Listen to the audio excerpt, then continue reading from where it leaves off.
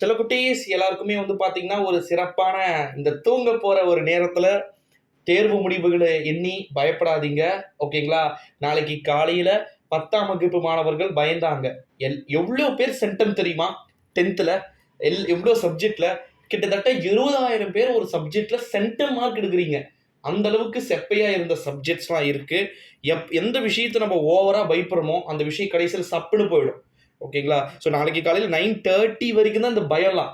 9:31க்கு நீங்க mind fix ஆயிக்கும். Mark எடுத்துட்டோம் முடிஞ்சிச்சு பாஸ் அப்படின்னு சொல்லிட்டு. ஓகேங்களா?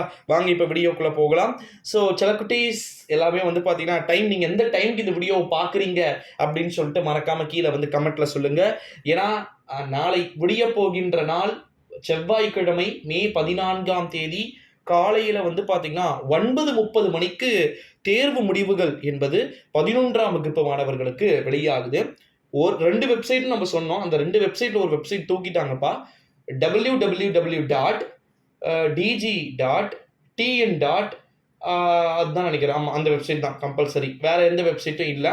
எந்த வெப்சைட்ல போயிட்டு ரிசல்ட்ஸ பார்க்கணுன்றத நான் நாளைக்கு காலையில இருக்கக்கூடிய வீடியோவுல நான் உங்களுக்கு கண்டிப்பா அஃபிஷியலா சொல்லுவேன். ஓகேங்களா? அத நம்ம போய் Googleல போய் டைப் பண்ணிட்டு, அது ஆட்டோமேட்டிக்கா வந்துரும். அதுக்கப்புறமா வந்து HSC +2 இருக்கும். SSLC 10th 2024 ஏப்ரல் அப்படின்னு இருக்கும். அடுத்தது நம்மளது வரப்போகுது. நம்மளது 11th எக்ஸாம் ஃபுல்லா எப்படி நடந்துச்சு? HSC +1 எப்படி நடந்துச்சுன்னு உங்களுக்கு தெரியும்னு நினைக்கிறேன். ஃபுல் அண்ட் ஃபுல் ஏப்ரல்ல தான் வந்து பார்த்தீங்கன்னா நடந்துச்சு. ஓகேங்களா? ஸோ சாரி, நமக்கு மார்ச்லயே வந்து நடந்து முடிஞ்சிருச்சு. ஸோ அதனால மார்ச்னு இருக்கும். அது எப்படி பார்க்கணும்? ஃபர்ஸ்ட் வந்து பார்த்தீங்கன்னா, ரிஜிஸ்டர் நம்பர் வந்து பார்த்தீங்கன்னா இருக்கும். ஓகேங்களா?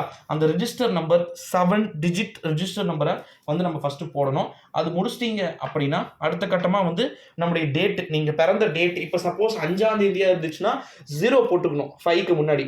ஓகேங்களா? அதுக்கப்புறம் ஒரு எப்படி சொல்றது, கோட் ஒண்ணு போட்டுட்டு, அதாவது # மாரி ஒண்ணு போட்டுட்டு, இல்ல மைனஸ் போட்டுட்டு, இல்ல டாட் கூட வச்சுக்கலாம். ஓகேங்களா? எப்படி வேணா வச்சுட்டு, நீங்க என்ன பண்ணணும், அடுத்தது உங்களுடைய மந்த் போட்டுருங்க. ஓகேங்களா? Date, month, year finished. ஓகேங்களா? கெட் மார்க்ஸ்னு குடுங்க. ரிசல்ட் ஷோ ஆகும். ஓகேங்களா? இதுவரைக்கும் யாருமே புரியாத ஒரு சாதனைய நாளைக்கு 11th ஸ்டூடண்ட்ஸ் நீங்க வந்து எடுக்கிறீங்களான்னு பார்க்கலாம்.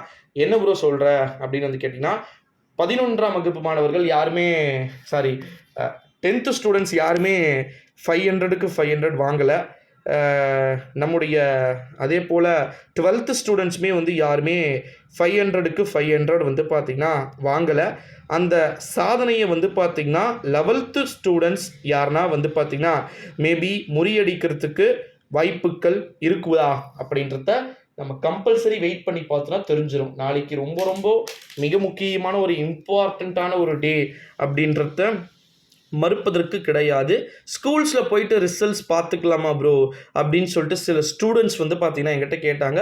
பார்த்துக்கலாம்ப்பா, அதெல்லாம் ஒன்றும் பிரச்சனை கிடையாது. ஸ்கூல்ல போய் பார்த்துக்கலாம். குறுஞ்செய்தி மூலமா உங்களுக்கே டைரக்ட்டா மெசேஜஸ் உங்களுடைய ஃபோனுக்கே வந்துரும்.